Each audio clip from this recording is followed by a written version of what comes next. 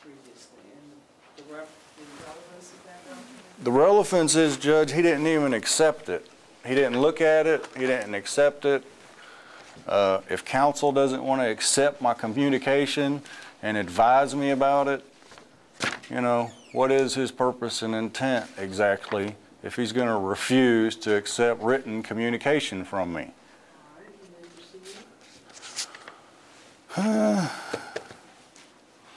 I submit my birth certificate for the record and reserve all my rights under the Constitution. I objected to being called by Mr. Tatum's secretary advising me at 4 o'clock Wednesday, August 4th, to come to court immediately. Seems like Mr. Tatum should have been able to make some sort of objection to the court, advising the court that was nearly impossible, especially taking into consideration the fact that I'm trying to get court reporters and camera personnel here. Number 20, objected to the fact that I was called again Wednesday afternoon about 4:30 and told to come to court the next afternoon at 1 p.m. Again, counsel didn't make any sort of objection or inform the court that I just couldn't do that and have ample opportunity to prepare and provide for court reporters and camera personnel and witnesses. And then finally, you see my final statement on that another notice of ineffective counsel filed this past Thursday.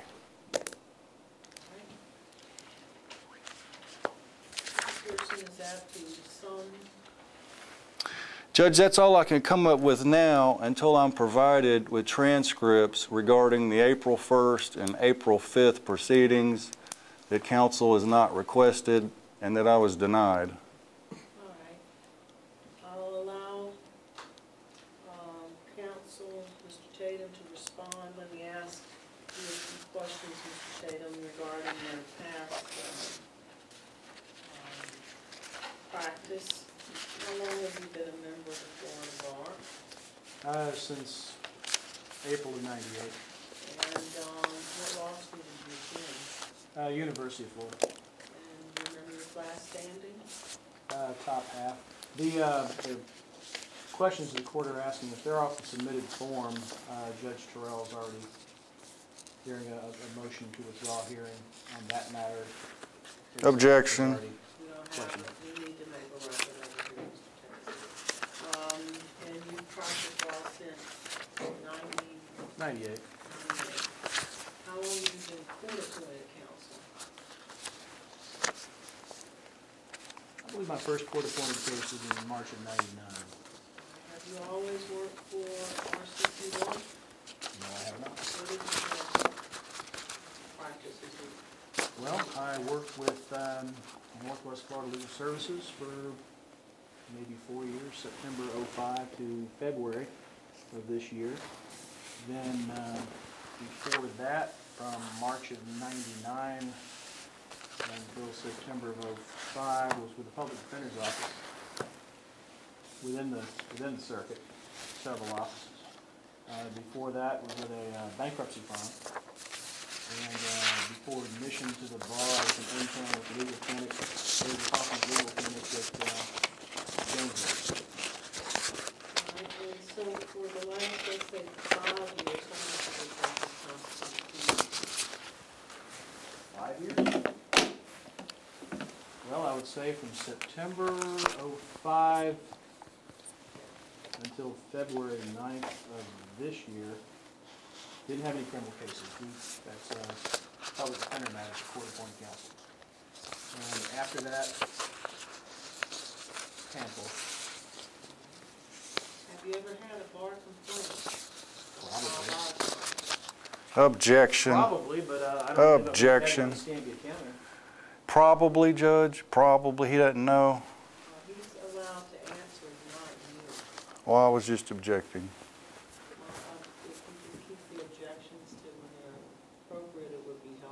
Could the court tell me when it's appropriate to object? That's part of why I'm inquiring as to whether or not you need an attorney to assist you if you're asking court matters such as this. Hold on just a second. I've given you ample opportunity to lay out your case of ineffective assistance of counsel. Please allow me to to let Mr. Tatum go on and respond, okay? Yes, ma'am. All right, Mr. Tatum, have you ever had probable cause found by the Florida Bar? Never. And you paid through RCC, is that correct? I believe Justice Administrative Commission strokes the check. All right, at this point, would you now express to the court any responses you have or wish to share with the court regarding Mr. Pearson's accusations of ineffective assistance of counsel? If I may, Your Honor, I may miss a few of the accusations. I am not now, nor have I ever been, a member of the Communist Party.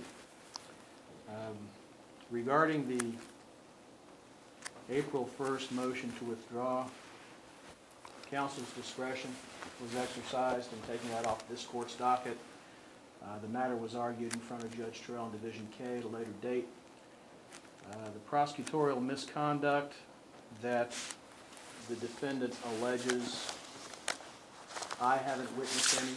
If I had, I would have complained through appropriate channels. Now, regarding the audio tape recording, surreptitious and otherwise, my objections are a matter of record. And I've written letters and told Mr. Pearson repeatedly. I don't care for that. The transcripts that were not provided of the hearing that Mr. Pearson requests are not relevant to the defense of this case in any way that I see. The fact that no arrangements were made for the hearing impaired last jury pick, I was unaware of any need for arrangements to be made, or my office would have done so. My office was appointed December of last year to Mr. Pearson's cases in circuit and county. Mr. Pearson made no effort to contact any attorney to discuss those cases.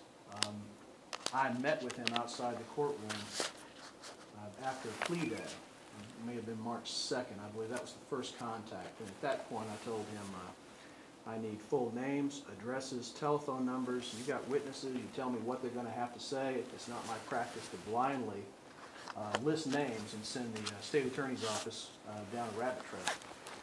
I've reminded him of that requirement in person and in several letters. Now, as far as working with Judge Marcy Goodman, I have absolutely no connection of case there.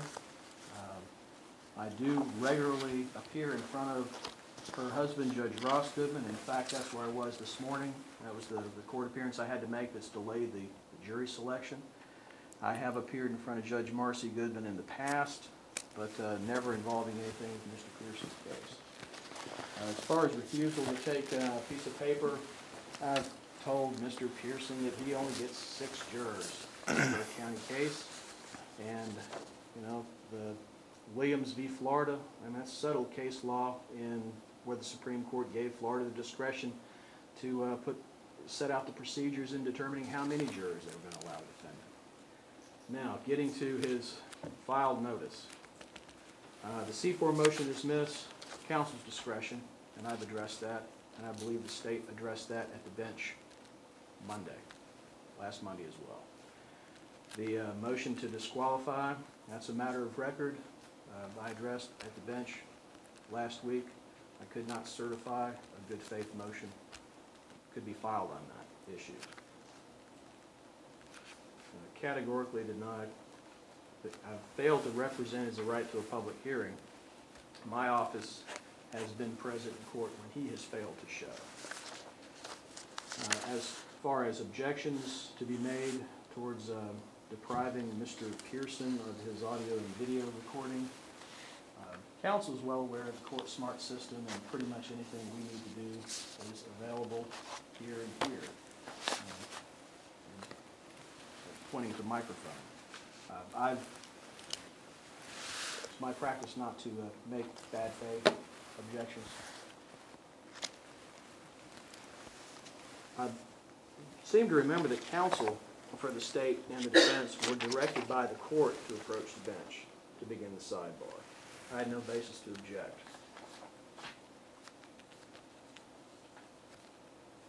As far as whispering at the bench, the matter was recorded by CourtSmart. CourtSmart was not turned off at any point that I understand. Counsel for the defendant did make an objection at one point regarding the court's questioning of Mr. Pearson. Again, my concern over his apparent continuous waiver of attorney-client privilege that, in my opinion, prejudices his case every time he's before the court.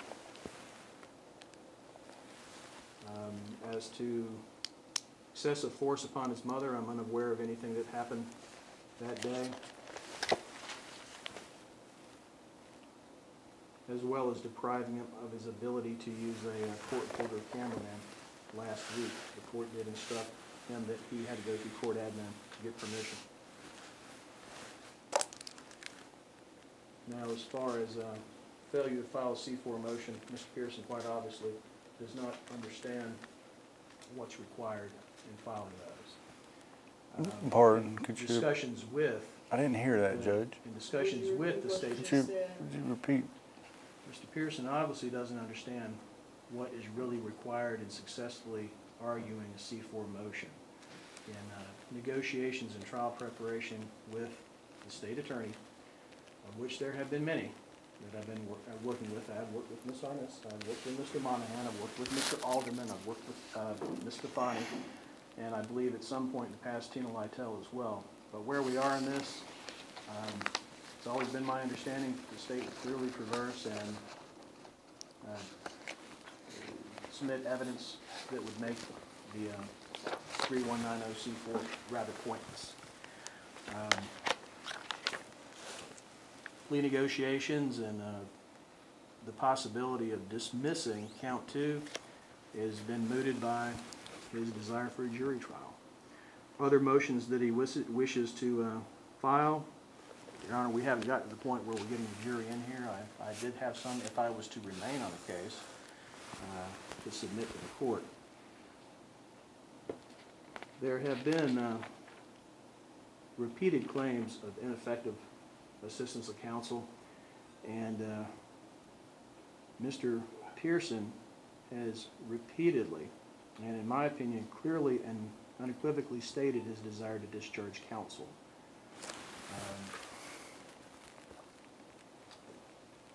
The court wishes to take me off the case at this point. I have no basis to object. Mr. Pearson, Yes, ma'am. I've heard both sides of the arguments. May I rebut? Well, let me say this, and then you tell me if there's a need to rebut, okay? Yes, ma'am. You want Mr. Tatum off your case? No, ma'am. No, you don't? No, ma'am. On my notice, another notice of ineffective counsel, first paragraph. Effective assistance of counsel is requested before court. That was filed past Thursday. Mr. Pearson, when we started out, I asked you if you wanted to discharge counsel when we started the hearing today, and your response was yes. For incompetence or Yes, for whatever reason. not to represent myself, but for incompetence or deliberate malicious misrepresentation. Okay, so help the court out here. You do not wish for me to discharge him. Let me reverse it. You do want his assistance? I want some effective assistance from somebody, yes, ma'am, All right. and an opportunity to rebut what he just said. I'm going to give you a brief rebuttal. Very brief. I got 11 things here. You can do it briefly, I'm sure. He's always known I wanted to record the conversations. Okay. He says he's not